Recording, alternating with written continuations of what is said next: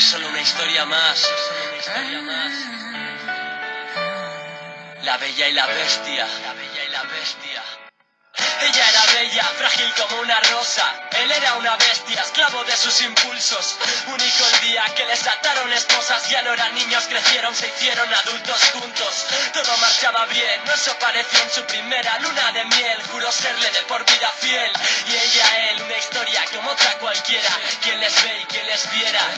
Pero el tiempo pasa y las relaciones se agotan. Se cansan, ella ni lo nota porque está ciega.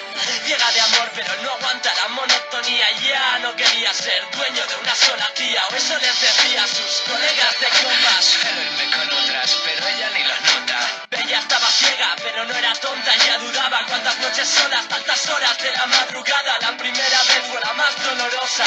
Te regaló una infidelidad por cada rosa.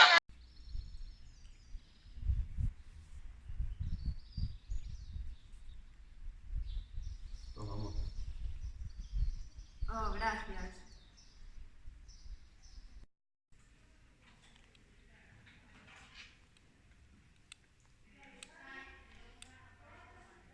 Esto? Que pasa, non podo subir unha foto cun amigo? Sí, pero non con iso, nin con esos pintos. Se pareces unha puta. E tú cando subes que as túas amiguitas? ¿Qué pasó? ¿Qué te figures, imbécil? Imbécil nada, A ver, contanos que pasou. Pois mira, que subín unha foto a Instagram e molestoulle esta.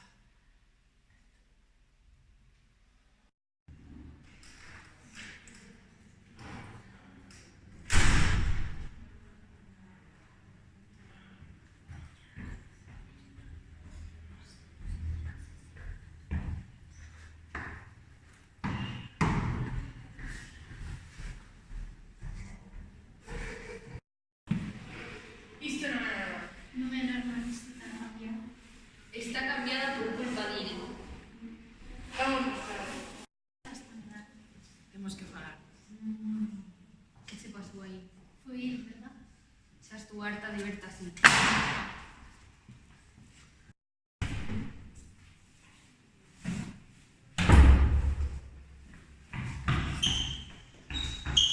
Me estás facendo dano.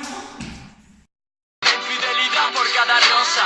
Y es que el perdón será tu debilidad, pero lo que pasa una vez siempre sucede una vez más.